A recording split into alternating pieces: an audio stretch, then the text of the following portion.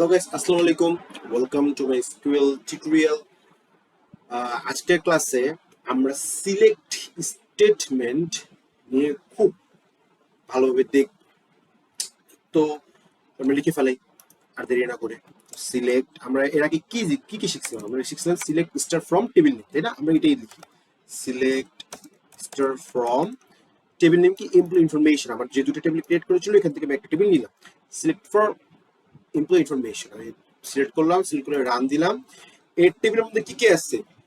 6টা কলাম আর কলামের ভ্যালুগুলো। ওকে, 5টা রো আছে আর 6টা কলাম আছে। আমি যে ভ্যালুগুলো ইনসার্ট করছিলাম আমার আগের টিউটোরিয়ালগুলোতে সেগুলো এখানে আছে। তো এখন কথা হচ্ছে আমি যে সময় আমার এই টেবিলের সম্পূর্ণ ইনফরমেশন গুলো দেখতে পাচ্ছি তখন আমি কিভাবে দেখব? Select star from table name. Okay, এখন সাপোজ ধরেন আমি শুধু অনলি 3টে ইনফরমেশন দেখতে চাচ্ছি। কোন কোন ইনফরমেশন গুলা? এমপ্লয়ি আইডি, এমপ্লয়ি নেম আর এমপ্লয়ি শর্ট নেম। ওকে, ধরেন বলতেছে যে এই রোল নাম্বার 10-এর ফুল নেম কি আর শর্ট নেম অথবা নিক নেমটা কি। ওকে, তো ধরেন তাহলে আমি লিখি সিলেক্ট তারপরে ফ্রম কোন টেবিল? Employee information. ওকে, আপনারা আগে কি করবেন? অলওয়েজ স্টেটমেন্ট লেখার আগে সিলেক্ট তারপরে নিচের ট্যাবে চলে যাবেন। নিচে চলে যাওয়ার পর ফ্রম টেবিল নেমটা লিখবেন। এরপর আপনি কি কি দেখতে চাচ্ছেন, ডেটাবেসের টেবিল থেকে কি কি উঠায় নিয়ে আসতে চাচ্ছেন সেটা দেখবেন। সিলেক্ট ইএমপি আইডি কমা আমি এমপ্লয়ি নেমও দেখতে চাচ্ছি, ইএমপি নেম, তারপর এটাকে এমপি শর্ট নেম দেখতে চাচ্ছি, short name. Okay, short name, emp short name দিতে হচ্ছে। তো এখন আমি যেহেতু 3টা দেখবো আমি 3টা লিখে আমি এখন পুরোটা সিলেক্ট করে আমি রান দিই। এখন দেখেন আগে যে সময় আমার পুরো যত ডেটাবেসের মধ্যে টেবিলটার মধ্যে যতগুলা কলাম ছিল সবগুলো কিন্তু শো করতেছে, বাট এখানে অনলি 3টা কলাম শো করতেছে কারণ আমি সিলেক্ট স্টেটমেন্টে আমি ওকে চিনাই দিচ্ছি যে এমপ্লয়ি আইডি, এমপ্লয়ি নেম আর এমপ্লয়ি শর্ট নেম এই 3টা আমি জাস্ট দেখতে চাই, আর অন্য কোনো কিছু আমি দেখতে চাই না। তাই হচ্ছে অনলি এই 3টা কলামের ভ্যালুগুলো শো করতেছে।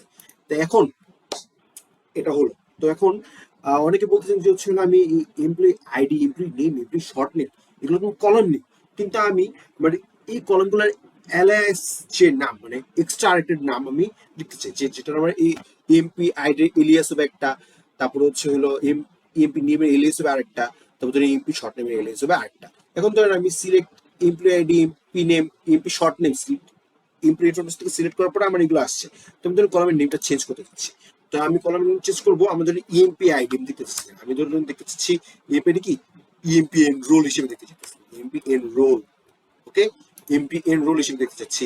তারপর ইএমপি নেম, এই এমপি নেম না দেখতে চাই আমি এই কলামের ভ্যালুগুলোই আমি চাই, কিন্তু আমি চাই আমার এই কলামের নামটা কি হবে? ধর ফুল নেম। ওকে, ফুল নেম হিসেবে দেখতে চাচ্ছি। আর ইএমপি শর্ট নেমের ভ্যালুগুলো আমি চাই, কিন্তু আমি এই ইএমপি শর্ট নেম নামটা না দেখা আমি দেখতে চাচ্ছি ধর নিক নেম। ওকে, নিক নেম। এখন আমি পুরোটা কুইরি ধরে সিলেক্ট করে আমি রান দিব। কি বলছি দেখেন, সিনট্যাক্স এরর, তাই না? কারণ এখানে কি বলতেছে আমি এখানে পুরোটা সিলেক্ট করিনি, বাই মিস্টেক। তো আমি পুরোটা সিলেক্ট করলাম, সিলেক্ট করে আমি রান দিলাম। রান দেওয়ার পর দেখেন কি আসছে, আমার কিন্তু EMP ID, EMP name, EMP short নেমেরই কিন্তু ভ্যালুগুলা চলে আসছে, কিন্তু নাম কি দেখতেছে? EMP enroll. আমি যে এলিয়াস গুলো যে লিখলাম EMP enroll, full name, nick name, আমার কিন্তু এলিয়াস গুলা ক্রিয়েট হয়ে গেছে। এখন ধরেন অনেকে কি করে আপনার প্রফেশনাল ওয়েতে আপনার ধরেন এভাবে লিখে, আবার ধরেন অনেকে এস কথাটাও যুক্ত করে দেয় যে আমার এই ইএমপি আইডিটা আমি ইএমপি এনরোল হিসেবে দেখতে চাই। তো EMP ID as EMP enroll, তাহলে এখানে আমি এস এড করে দিই। ইএমপি নেম এস, আবার EMP short name as, nick name. Okay, তো আমি এটার পুরোটা সিলেক্ট করে আমি রান দেই, সেম জিনিসটা কিন্তু আসবে। তো আপনি এস যদি ইউজ করতে চান ইউজ করতে পারেন, আবার না ইউজ করতে চাইলেও না ইউজ করতে পারেন, সম্পূর্ণ মানে আপনি যেটা চান, আপনার মন যেটা চাচ্ছে আর কি। তো আজকের ভিডিওটা এই পর্যন্তই। তো wait for the next video.